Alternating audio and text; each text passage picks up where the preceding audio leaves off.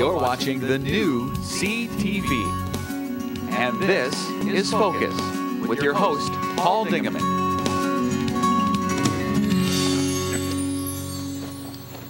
Welcome to another edition of the Focus program. My name is Paul Dingaman. I host these programs which appear in Marine City and St. Clair each Sunday, Monday, and Tuesday.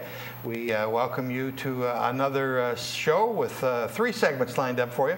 We're going to be talking to some representatives of ThumbFest 2012, September 1 in Lexington, Michigan, all over Lexington. It's a great event, getting bigger and bigger every year. Then we'll go out to the St. Clair Farmers Market, which is held on Wednesdays, and we will have an interview there. And then finally, we'll come back and talk to Tom Foley about the improvements that are going on at the St. Clair Little League and a Rotary Golf outing that is going to help pay for all those improvements. But let's welcome Jenna Reed. Welcome back to the Focus set. Thank you. And and Mr. Mercantine. Hi, how you doing? Mike. Yep. You guys have a little orchestra band group. Symphony group, combo, all of the above, called, yes. Still running. Still running, Yep. And you're still running. Still running after all these years. You were here a couple years ago to talk about the Winter Whiteout, where you were the winners. Yep. We won again. 2 years in a row. Yep. And then I had the honor of interviewing your son and your husband for Will on the Water just recently. That's right. And so it's good to see you all. Let's talk about ThumbFest 2012. Okay, this is it's our 11th annual ThumbFest. 11th already. Yep. We just keep coming back for more, for more punishment. Yeah. And it's a great festival. It's up in Lexington, Yep. which is a wonderful port village, north of Port Huron there. The operative word here is free for everybody. It's family friendly. It's handicap accessible. There's going to be 8 performance stages throughout the town. There's going to be a jam site, so we encourage everybody to bring their instruments, even non-professionals to come up and join in with a lot of the professionals that sit in on the jam site.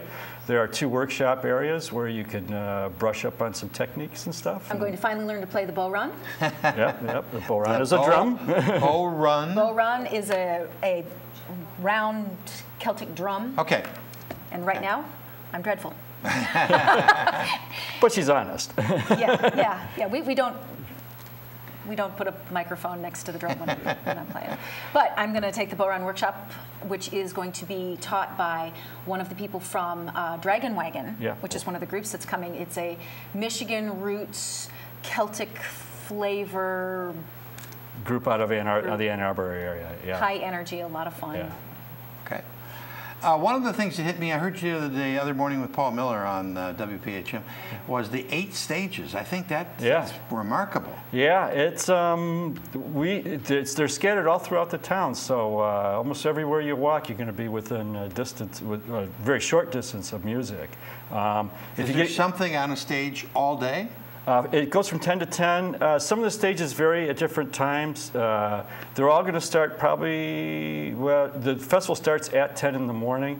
All the stages should be up and running by noon. And then we try to taper it down so people gather towards the main stage at the harbor by around 7 o'clock. So the bulk of the entertainment is really going to be between, say, 11 and 6:30, 7 o'clock.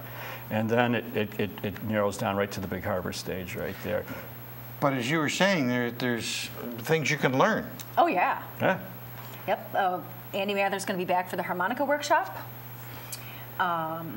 There's a fiddle workshop, there's a bass workshop, there's songwriting workshops. You name it, it's there. And it's all available on, if you go to our website, www.thumbfest.org or www.bluewaterfolksociety.org. .org. Yep. You have a beautiful, beautiful new poster for 2012. Talk to me about this. Well, we ran a logo contest again this year, and this was submitted by George McInnes, and it's just beautiful. I was so happy with how it turned out. We've got them printed up on blue T-shirts, which we will have for sale at ThumbFest. So you've got a couple guitars, a big bass, string bass, And the colors are gorgeous. He did a really nice job. Yeah, he really outdid himself. It's fantastic. Okay, actually, technically, you have 2 bass guitars and a All guitar. right, Okay. I don't know what they are. I don't know what they are. Gotta let them know I know what I'm That's talking right, about, that's right? Okay. But the variety of music is also impressive. Go into that. Well, every year we've been trying to. I've been the artistic director for the last 3 years, and every year we've been trying to expand and bring in, just expand the palette of the festival. And so we try and keep it acoustic. So that is the emphasis of the festival, of promoting acoustic music throughout the Thumb region. That's the Blue Water Folk Society's mission statement. And so this is really the culmination of that. So we have a variety of acts, like from Detroit we have Nicky Boy Street Band. They're a New Orleans-style brass band. We have the Black River Bluegrass Boys. That's straight, solid, good old-time bluegrass. Sister Wileen. Sister Wileen is coming out of Traverse City. They're an old-style country swing band.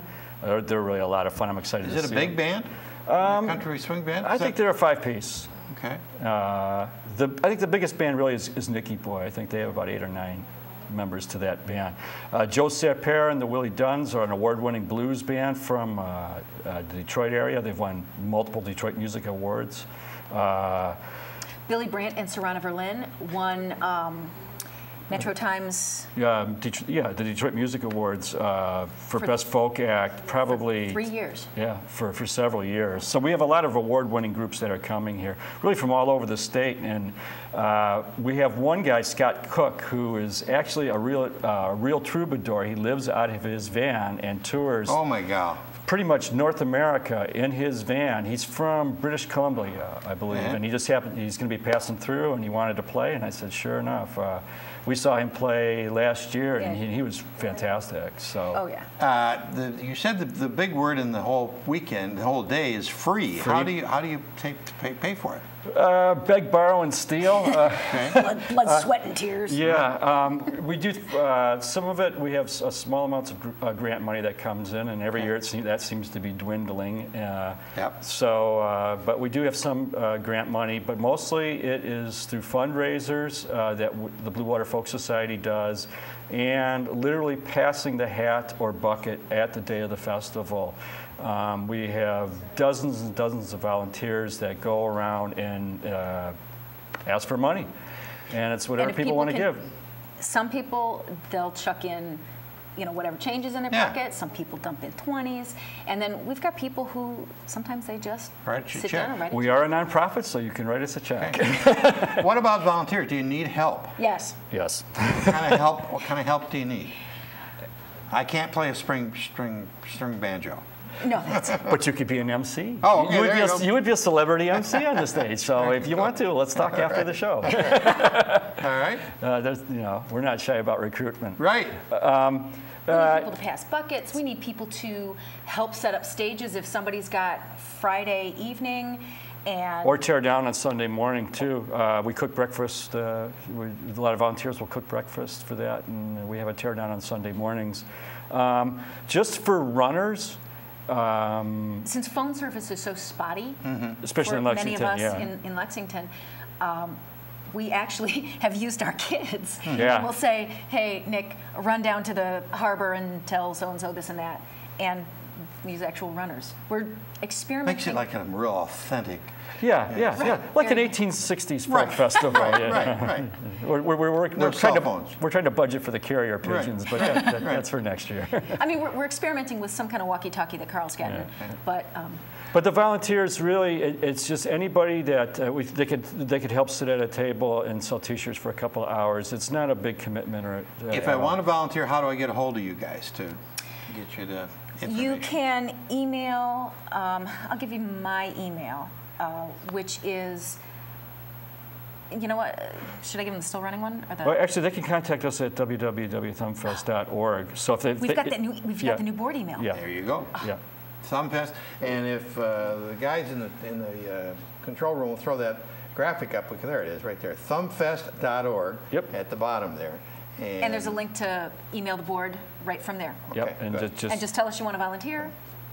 That slide tells us exactly what's going on. Acoustic, Celtic, folk, New Orleans, brass, and roots. And Yep. I had to ask you what roots was. Go ahead and repeat what Why roots is. don't we have Mike tell you, since Okay. I'm the musical ignorance of the band. Roots are those dirty things that are on the bottom of your plants. shoes. Yeah, yeah.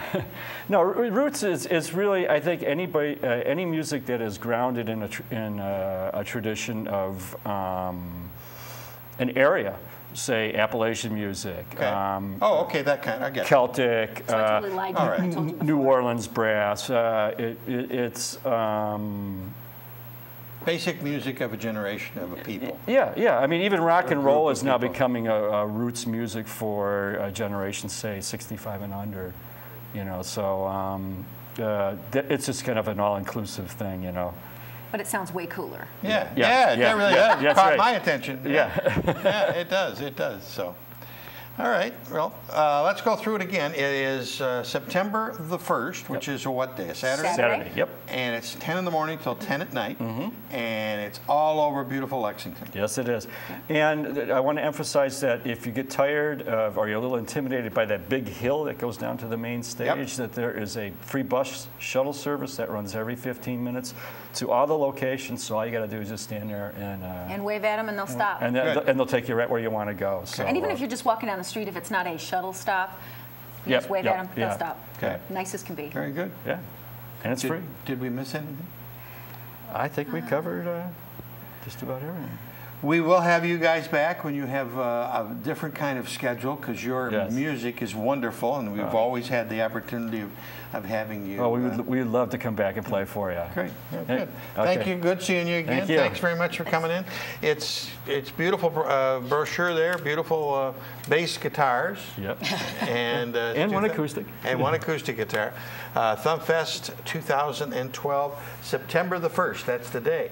We're going to take a little break now and go over to the St. Clair Farmers Market, which happens on Wednesdays. We recorded this a day or two ago, and interview the ladies there. Then we'll be back with an interview from the St. Clair Little League. Stay tuned.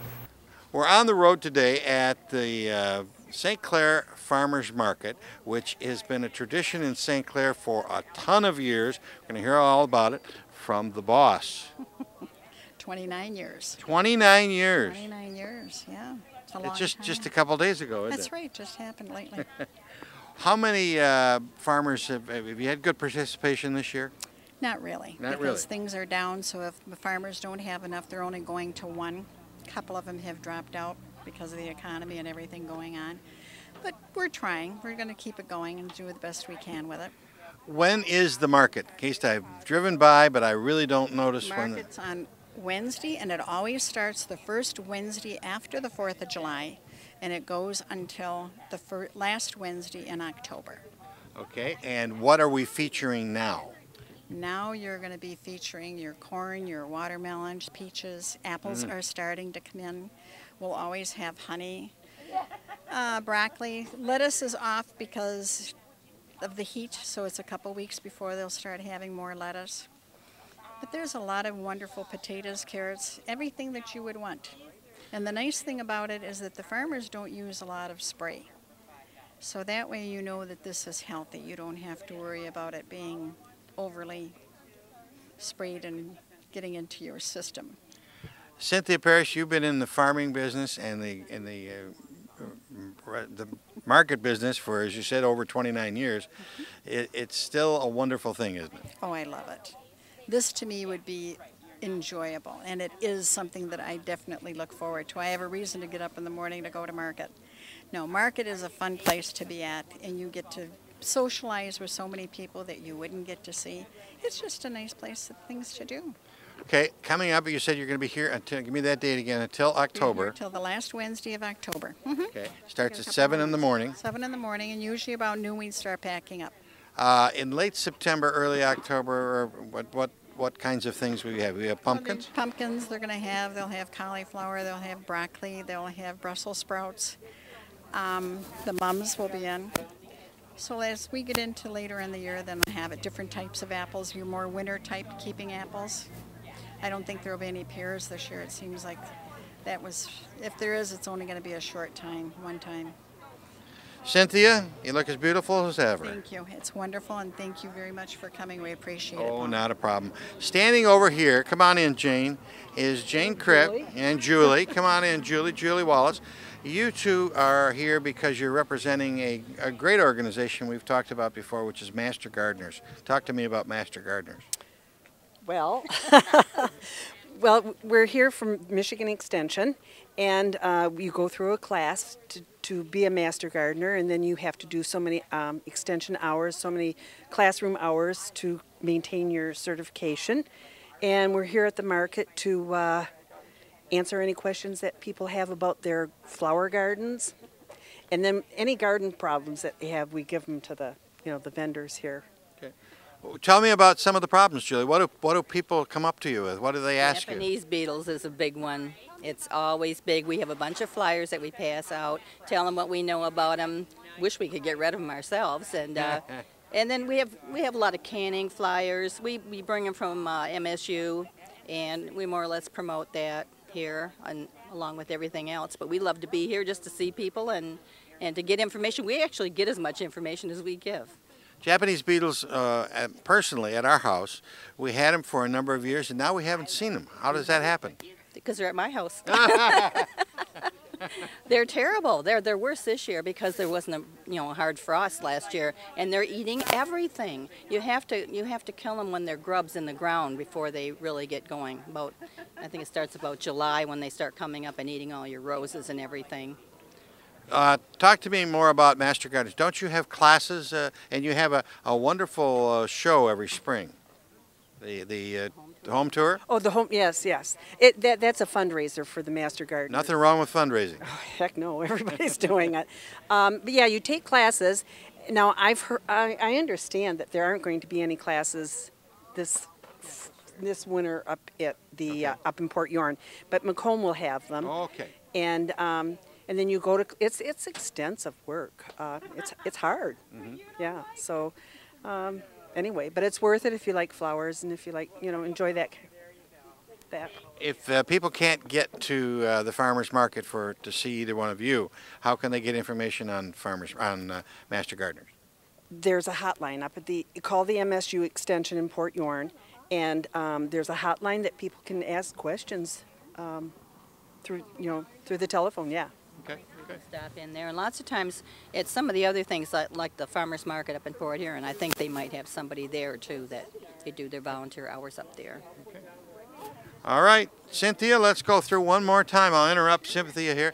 One more time, Cynthia Parrish, and let's go through the hours of the farmers market. Every Wednesday, starting the first Wednesday after the 4th of July from 7 till noon, and we go until the last Wednesday in October.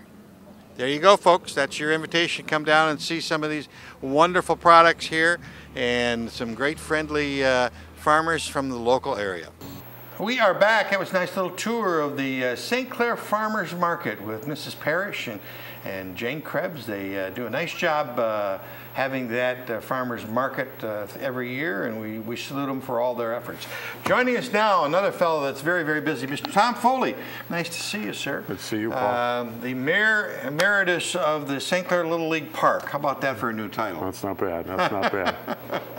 You've been involved with a wonderful organization called St. Clair Little League for a great number of years, and you've had some major improvements in the last year and a half, 2 years out on St. Clair Highway. Right. Bring us up to date and tell us how we can help. Well, as we announced on opening day that most viewers probably saw on your broadcast, at the end of this playing year, which would have been the end of June, and then you have district play that goes into July. We were going to start construction on our concession stand, storage, bathroom building, which we have done. We broke ground on it a couple weeks ago. We have the footings in. We've got the sidewalls beginning to go up. And it's pretty exciting. If you drive there today, we're actually working on the entryway. The entryway from off of Fred Moore Highway is now going to be blacktopped. Oh, beautiful, all the way back. Not all the way back, unfortunately, but just about 2 or 3 car lengths off of Fred Moore Highway. and we have what they call a fan off of Fred Moore Highway. It's not a turn lane, but it's a fan off, and it's 75 feet in either direction from the center of the drive. The people pulling in and out sometimes have a little difficulty pulling out on gravel. Their tires tend to spin, so this will put a stop to that. And the concession stand itself, if you want me to just keep going on that, I mean, the size of the building is 40 by 120. Wow, that's good size. It's a big building. On the concession stand end, it'll have a second story for storage. We've got the entire, so if you have we basically have a 40 by 40 portion of that 40 by 120 that will be concession stand and bathrooms with actual flushing toilets starting next year. Yeah, we will have no outhouses, and which is a welcome thing for a lot of people. And the 40 by 80 portion of the building will be used. We'll have indoor batting cages, which the Little Leaguers can utilize in the off season. Coaches will have either a key or a key code to get in. Wow. And they can take their teams in there all year now and take batting practice and so on and so forth. So pretty exciting. Right above that 80 by 40 area, we're going to be using attic trusses. So that entire 80-foot area will be storage above for Little League equipment and so forth. So. Bats and balls and gloves. Bats and balls and gloves and uniforms and stuff like that, yeah. Okay. So that structure will be closed in by winter? Yes. Okay. Yeah, the structure will be closed in. It's if anybody's been out there, it's the same construction that we're basically used for our dugouts. It's a faced-off block. It's not the plain block that's used for basements. It's a I think they might call it split face. I'm not sure about that, but and the roofs will be green steel roofs, so that'll match the pavilions that we have out there. So everything's first class and maintenance free. So this has been really a community effort. There's been a lot. It cost a lot of money to do the whole thing. Costs a lot of money. But you got a group of individuals, and maybe you want to touch on that a little. Oh yeah, I mean it's actually like everything. There's a little short story, but we were actually as St. Clair Little League, we were getting ready to go to the 3 lending institutions that we've used in the past in St. Clair. We were going to take out a loan on the 40 by 40 portion because we felt we could pay that back within, say, 5 years. And out of the blue, I got an email from Dan Lockwood and the Rotary Club, who I've, myself and a couple other Little League board members, we've made presentations to over the year. In fact, you guys had lunch out there, I believe, last year. Last year being 2011. And we were excited to do the presentations to you. And then in December of 2011, I was approached by Dan, and he said that the Rotary would like to get behind the fundraising to complete the facility out there, which includes more than the concession stand. And the road improvements. The road improvements. So we've got some dugouts that we've got to put in yet. We've got Field 8 that we're going to try to get playable too. And so obviously we were excited about that. It's it's a group of foundations that has helped us in the past, and the Rotary is going to be kicking in their share as well. And the Rotary is going to use their golf outing as a major fundraiser. So in 4 or 5 years, the place will be completed and be paid for. Yeah, the place will be completed hopefully by next year. Okay.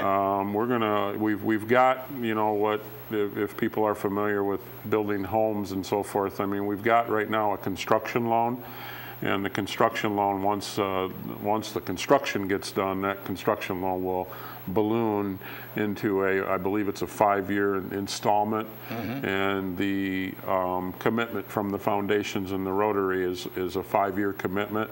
It's marvelous. Marvelous, yeah. So, but I know we want to talk a little bit about the golf outing as well. But yeah, so we will, and Little League is contributing to that as well. I shouldn't just say it's the foundations.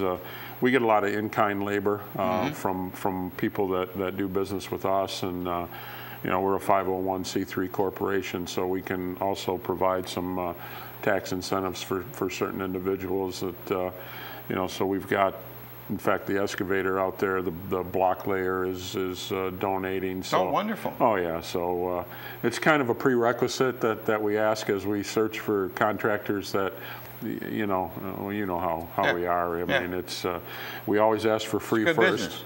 Well, we always ask for free first, and Yeah. if you can't do free, then what's the next best that they can do? So. Right. Okay, let's say you alluded to the Rotary Golf Outing, which is going to be on September the 8th at the St. Clair River Country Club. Wonderful course, and it is open to the public. Talk to me about the golf outing. Well, the Rotary is pretty much heading it up, and you know we've had some meetings with Robin, who is you know doing most of the promotional work. Her and I believe Lance Thorpe is helping out a lot, and we've gotten the feelers out to the Little League individuals, as well as some mailings out to them. And I think they're still looking for some golfers. You got a few open spots. Yeah, I mean, it's not an expensive one. It's a nice course to play. Yeah. And of course, it includes dinner and everything in a golf outing. Yeah, it's $120 per golfer. It includes breakfast, it includes lunch, and it includes dinner, and there's a silent auction, and all the proceeds go to the St. Clair Little League. Well, right. All the proceeds go to the Rotary, who are bringing all those proceeds to the Little League. Right. That would be the proper procedure. Yeah. Right? Yeah. So, well, and that's September the 8th. If I need information on the golf outing or anything else, you've got a simple address, and that's stclairlittleleague.com. stclairlittleleague.com. We have a link right to the Rotary. It's a flyer that you can download, fill out to play. We are looking for hole sponsors. Oh, okay. Holes, if you want to sponsor a hole, if you're a local businessman or just an individual, it's $150 to sponsor a hole. And like I said, golfing is $120 a pop, and it'd be a lot of fun. Yeah. I mean, we'll be out there cheering people on and taking tickets and meeting you in the morning. And one of the reasons you wanted to do this was to have some new fields, but you were going to encourage other teams to come from around the state. Did that happen this summer? Well, yeah, we have a tournament, in fact, it's over Memorial Day, which. You know, now that we got our new facility, maybe we can talk you and Bob into spending a little time out there on Memorial Weekend, and we can get all these young people here to come out and work for free for us too. Free. That's there's that word again. There's that word. But we have towns that have basically been coming in for the last few years. We've been playing out there. I've got some notes here, so sometimes I get lost in the events, but. We began play out at Fred Moore Highway in 2010. So this was our third year playing on the fields at, you know, with no play taking place at the high school, the middle school, or Clutch any longer. And so we started the Derek Kaufman Wood Bat Memorial Tournament. Started a long time ago out at the high school. In fact, you actually did broadcast some games from out there, and. We've had towns from really all over the state of Michigan come in, and you know, moving it out there, it can get bigger, and it's gotten bigger. I mean, I think we had I believe almost 50 teams out there. Wow, that's wonderful. Yeah, that brings a lot of people to the community. It brings a lot of people to the community. A lot of restaurant money, a lot of gas money, a lot of pop and ice cream money. Right. Yeah, it's been a lot of fun, and. Hopefully with this, you know, this last phase, as we like to call it, maybe we can. We are planning our grand opening next year, opening day. So. So if I've not had an opportunity to drive in, you welcome me to drive in. Is it open 24/7 or? We sometimes we'll pull the gate when we're in construction. You know, I don't really want a lot of people out there. You know, but during the day, typically it's open, and Please drive in. And we actually encourage people to drive in, because you know, for those who haven't seen it.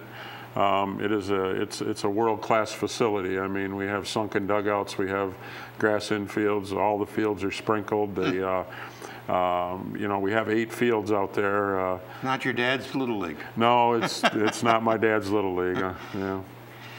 What about Clutch Field? What's the outlook for Clutcher Field? Clutcher Field, you know, I'm also on the City Rec board, and we've had some talks that I would like to see 2 of the 3 fields maintained, and as we used to call it in the old days, the 8-year-old field on the corner of Gough and Palmer. And if you've driven by there, you know, things are getting old there, and I would think that we could afford to lose that field, and I believe that it's going to be maintained as a city park is our goal. And you know, the fence that separates it from the cemetery may come down, and you know, we may move that fence over, or not the fence, but the cemetery might you know, for a little growth and so forth. But we have an old shed down there which probably will be tore down, and the old concession stand, as you and I know it. It's a block building, so I don't really see any sense in tearing that down. That could really be used as a storage building for City Rec, because they do have activities down there. So there's some use for it, but it's exciting to see what's been happening out on St. Clair Highway, and we encourage people to support you and support the Rotary by getting involved in that golf outing on September the 8th at the St. Clair River Country Club. They can get information at stclairlittleleague.com. Anything else? No. You always tend to hit all of the information that we need to Tom provide. Foley, thanks very much. That's about it for this edition of the Focus program. Until next time, I'm Paul Dingeman, and thanks very much for tuning in. We'll just sort of sit here and look handsome. Yeah, no problem. It's been a long day for you. Well, I'm not done. We got to do football first. Yeah, we finished it at the market yesterday. Got to break all that stuff down.